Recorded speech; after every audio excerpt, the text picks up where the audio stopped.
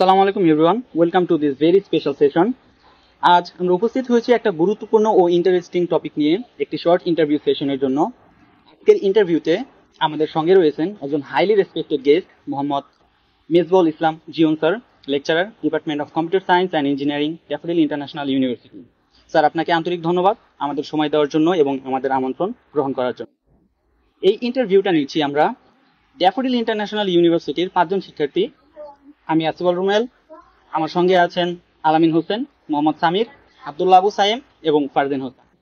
আজকের ডিসকাশনের টপিক হচ্ছে how discrete mathematics is used in real life and in various industries. আমরা চেষ্টা করব স্যারের ভ্যালুয়েবল এক্সপিরিয়েন্স থেকে কিছু ইনসাইটফুল ইনফরমেশন জানার, যার মাধ্যমে আমরা বুঝতে পারবো ডিসক্রিট ম্যাথ কিভাবে রিয়েল ওয়ার্ল্ড প্রবলেম সলভ করতে হেল্প করে। তো স্যার, যদি আপনি রেডি থাকেন তাহলে আমরা আজকের প্রশ্নোত্তর পর্বটি শুরু করতে চাই। Sure, I am ready. তো স্যার, প্রথমে আমরা আপনার কাছ থেকে একটা এক্সাম্পল নিতে চাই যেখানে ডিসক্রিট ম্যাথ এর ব্যবহার স্পষ্টভাবে দেখা যায়। আপনি কি আমাদের কোনো প্র্যাকটিক্যাল রিয়েল লাইফ এক্সাম্পল দিতে পারেন যেখানে ডিসক্রিট ম্যাথমেটিক্স বাস্তবভাবে ব্যবহার হয়েছে বা এখনো হচ্ছে? Yeah, definitely. ডিসক্রিট ম্যাথমেটিক্স ব্যাপারটা এমন, আমরা এটাকে আসলে ওভারলুক করে যে এটা আসলে কোথায় ইউজ হইতে পারে, এটা এরকম জিনিস আগে কখনো দেখি নাই, এই টাইপের জিনিসপত্র চলে আসে। But in the reality, real life example, there are bunch of real life examples, অনেক অনেক অনেক। তোমরা হয়তো নিজেরাও জেনে না জেনেই হয়তো এগুলোকে ইউজ করে আসছো। And one of the most popular example here is the network design. তো নেটওয়ার্ক ডিজাইন বলতে আমরা যেটাকে খুব সহজ ভাষায় যদি বলি, আমাদের পুরো ওয়ার্ল্ড ওয়াইড ইন্টারনেটের কথা যদি তোমরা চিন্তা করো, যে এই ইন্টারনেট গুলো আসলে কিভাবে ডিস্ট্রিবিউটেড আছে, কিভাবে একটা একটার সাথে কানেক্টেড আছে, এগুলো কিভাবে কমিউনিকেট করতেছে। সো এখানে আসলে যেটা বড় রোল প্লে করে সেটাকে আমরা আসলে আমাদের ডিসক্রিট ম্যাথমেটিক্স এর ভাষায় বলি graph theory. And you probably have heard of it and have studied. This is one of the most major principle of discrete mathematics, which used to navigate through different nodes. You know, there are the different nodes in graphs, right? They're scattered. So একটা node এগুলোকে consider করা হয় আমাদের N device হিসেবে। And এই একটা ডিভাইসকে আমরা আসলে কিভাবে একটার সাথে কমিউনিকেট করতে পারি, কিভাবে শর্টেস্ট পাথের মাধ্যমে কমিউনিকেট করতে পারি, এই সব কিছু আসলে ডিটারমাইন করা হয় আমাদের ডিসক্রিট ম্যাথমেটিক্স এর মাধ্যমে। So this is a great example for real life example of discrete mathematics. আপনার কাজে কি আপনি অ্যালগরিদম বা ফ্লোচার্ট ব্যবহার করেন? এদের উপরে নির্ভরশীলতা কতটা? Definitely. You can't overlook algorithm and flowchart from anything. যে কোনো কাজ করতে যাও, তোমার আসলে সেই কাজটা কিভাবে তুমি করবে। Algorithm means the steps, the step by step of procedure of doing something. So যেটা কাজই তুমি করো সেটাকে আসলে তুমি যদি স্টেপে ভাগ করে নাও, সেটাকে ছোট ছোট পার্ট করে ফেলো, যে আমি এই কাজটা এতটুকু করবো, দেন এটার পর এটা করবো, দেন এটার পর এটা করবো। This is algorithm. অ্যান্ড এই অ্যালগরিদমটাকে যখন তুমি আসলে একটা ভিজুয়াল ফর্ম দাও, এটাকে যদি তুমি বলো যে আচ্ছা ঠিক আছে, আমি তো এটাকে ভাষায় বুঝলাম, এটাকে আমি এখন একটু ডায়াগ্রামের মাধ্যমে দেখি। আমরা মানে আমাদের প্রয়োজন পড়ে কিন্তু এরকম, লাইক তোমরা ইউজ কেস ডায়াগ্রাম দেখছো, তাই না? তোমরা বিভিন্ন ধরনের ইউজ করছো, ড্র করা শিখেছো। সো এই যে ডায়াগ্রাম গুলো তোমরা দেখো, they are all inherited from the flowcharts. So আমরা যে কোনো ধরনের কাজ যখনই করি, সে ফর এক্সাম্পল আমি I am fond of developing, so আমার ডেভেলপমেন্ট খুব ভালো লাগে। সো আমি যখনই কোনো কিছু ডেভেলপ করি, আমার কিছু খসড়া নোট আছে, আমার অনলাইন কিছু নোটস আছে, যেখানে আমি হয়তো হাতে না লিখলেও আমার ফোন দিয়ে আমি কিছু ড্র করি, যে আসলে হ্যাঁ এই ফিচারটা আমি ইমপ্লিমেন্ট করতে চাই, তাহলে এটাকে আমি দেখি, আসলে ভিজুয়ালাইজ করে দেখি কিরকম হবে। This is the implementation of flowchart and algorithm. প্রত্যেকটা ক্ষেত্রে আমরা যাই করি না কেন, সেটাকে যখনই আমরা একটা প্ল্যানিং করব, সেটাকে একটা ভিজুয়ালাইজেশন দিব, আমরা প্রপার এক্সিকিউশনের একটা টাইমলাইন রেডি করব। This is how you use or I use algorithms of flowchart. Thank you, sir.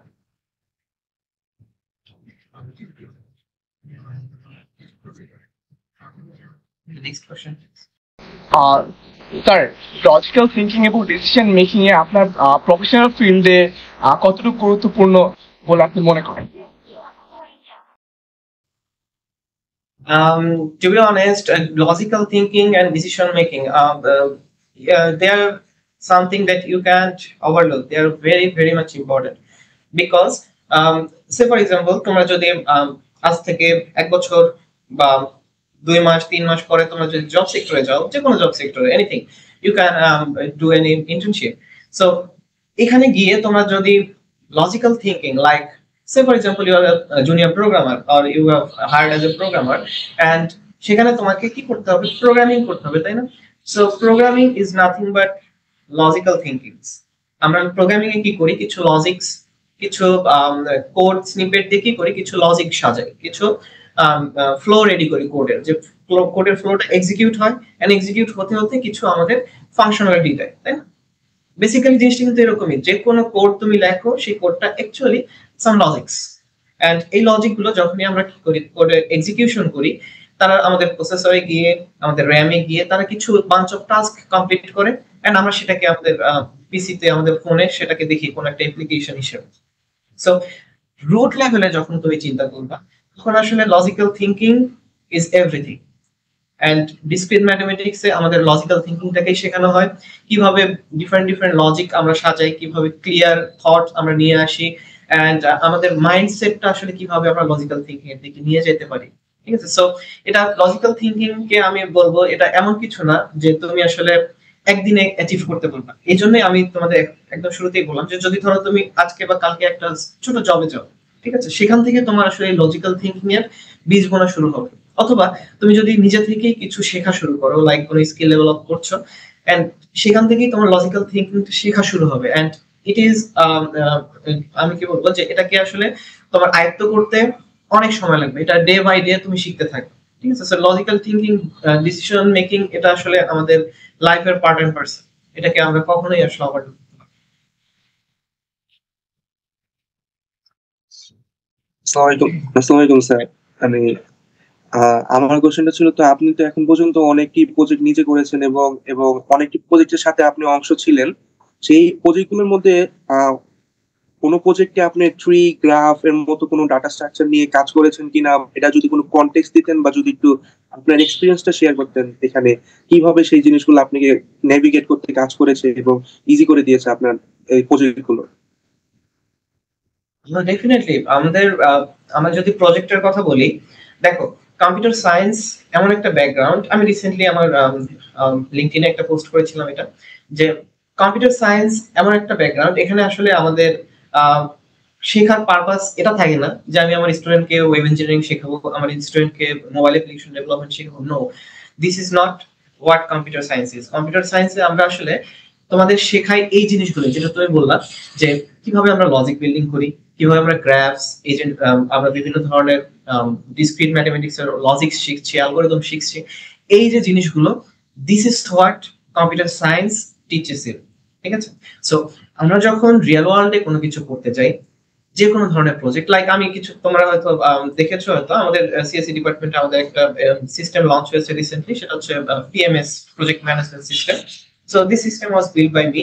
So এই সিস্টেমটা is completely on graphs and algorithms and different discrete mathematics logics. So এখানে আসলে কি হয়েছে, যে আমরা বড় একটা সিস্টেমকে, বড় একটা নেটওয়ার্ককে কিভাবে একটা একটার সাথে ইন্টার কমিউনিকেট করাইছি, কিভাবে এখানে ইউজার এসে বিভিন্ন সিস্টেমে বিভিন্ন পাথে নেভিগেট করবে, একটা পেজ থেকে আরেকটা পেজে যাবে, এভরিথিং এলস। এই যে প্রত্যেকটা নেভিগেশন করা, প্রত্যেকটা ফাংশনালিটি একটা একটার সাথে কমিউনিকেট করা, এন্ড এটাকে কি বলবো, যে পুরো সিস্টেমের মাঝে যে হারমোনি, আমাদের এই সিস্টেমটা একটা AI base system, that means এখানে আসলে এআই এর ইমপ্লিমেন্টেশনও আছে। এন্ড এখানে আসলে এআই মানেই তোমরা জানো যে এটা আসলে nothing but logics. AI is nothing but logics, it is completely logics. So that means we have to communicate with AI with logics. আমাদের সিস্টেমকে লজিক দিয়ে হ্যান্ডেল করতে হবে। এখানে লজিক আসলেই আমাদের গ্রাফ আসবে। গ্রাফ মিন্স আমাদের পুরো সিস্টেমটাকে যদি আমি গ্রাফ হিসেবে কনসিডার করি, প্রত্যেকটা পেজকে যদি আমি নোড হিসেবে কনসিডার করি, that means every node has to be connected or maintain harmony with other pages, and এদের মাঝে আবার বিভিন্ন ধরনের সিকিউরিটি কনসার্ন থাকে, তাই না? সো এই সব কিছুই চলে আসে যখন তুমি একটা প্রজেক্ট করতে যাবে।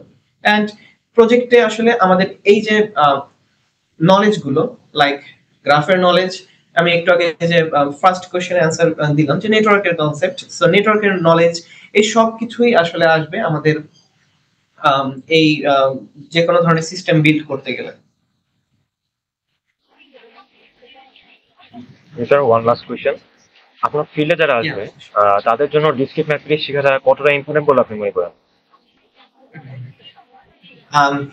দেখো ডিসক্রিট ম্যাথমেটিক্স আমরা হয়তো কিছু কোর্সের মাধ্যমে তোমাদের কিছু লজিক শেখানো ট্রাই করছি, but discrete mathematics is a foundation, it's a basic, it's a root. So তুমি যখনই যে কোনো সেক্টরে জব করো, নট অনলি মাই সেক্টর, তুমি যে কোনো সেক্টরে জব করো, সেখানে তোমাকে আসলে কিছু সিচুয়েশন হ্যান্ডেল করতে হবে। যে কোনো জব সেক্টরে জব করা is problem solving. So problem solving is not just solving some problem in code forces or URI or Bground, anything else. The problem solving in real world is much more difficult. You have to be much more logical.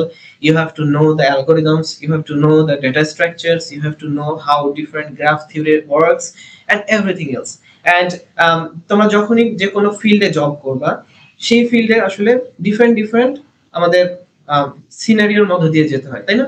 So real world scenario is unpredictable. আমরা কখনো এটাকে predict করতে পারি না। আমরা এমন কিছু হয় না, আমরা হয়তো পরীক্ষায় দুইটা স্লাইড মুখস্থ করে গিয়ে কিছু লিখতে পারি, বাট রিয়েল ওয়ার্ল্ডে যখন তুমি তোমার কাজে যাবে, তখন কিন্তু আসলে এই জিনিসটা করা যায়। তখন আসলে তোমাকে প্রিপেয়ার থাকতে হয় উইথ ইয়োর মাইন্ড। এন্ড সেখানে কি করে তোমাদের আসলে চিন্তা করতে হবে, তোমাদের আসলে বুঝতে হবে যে এই স্পেসিফিক সিনারিওটার জন্য আমি আসলে কি ধরনের অ্যাকশনস এর মাধ্যমে যাব। সো এইটা যখন তুমি চিন্তা করা জানবা, that means you are gaining the foundation or basic or root knowledge of discrete mathematics. So discrete mathematics আসলে আমাদের এটাই শেখায় যে আমরা কিভাবে ডিফারেন্ট অ্যালগরিদম, ডিফারেন্ট লজিক নিয়ে কাজ করতে পারি, কিভাবে আমাদের মাইন্ডসেটটা সেরকম আমরা করতে পারি, and everything else related to it. So basically discrete mathematics is everything. So এটা খুবই ইম্পর্টেন্ট। আমি বলবো যে তোমরা যখনই ডিসক্রিট ম্যাথমেটিক্স কে আরো ভালোভাবে রিয়েলাইজ করতে জানবা, দেখবা যে সবকিছুই ডিসক্রিটের উপর চলছে। ধন্যবাদ। এটাই ছিল আমাদের প্রশ্ন। আপনি সময় দিয়েছেন, আপনার অভিজ্ঞতা আমাদের সঙ্গে খোলাখুলি ভাবে ভাগ করে নিয়েছেন, এই জন্য আমরা আপনার প্রতি আন্তরিকভাবে প্রকাশ করছি। আপনার প্রতিটি প্রশ্নের উত্তর আমাদের জন্য অত্যন্ত গুরুত্বপূর্ণ এবং উপকারী হবে বলে আশা করছি আমরা। বিশেষ করে আমাদের এই প্রজেক্টে এবং বাস্তব জীবনে ডিসক্রিট ম্যাথমেটিক্স এর প্রয়োগ আমরা বিশ্বাস করি আজকে এই আলোচনা আমাদের ভবিষ্যৎ ক্যারিয়ারের একটি গাইডলাইন হিসেবেও কাজ করবে। আপনাকে আবারও অসংখ্য ধন্যবাদ জানাচ্ছি। আশা করি ভবিষ্যতে আবারও আপনার কাছ থেকে শিখবার সুযোগ পাবো ইনশাআল্লাহ। ধন্যবাদ সবাইকে। Thank you.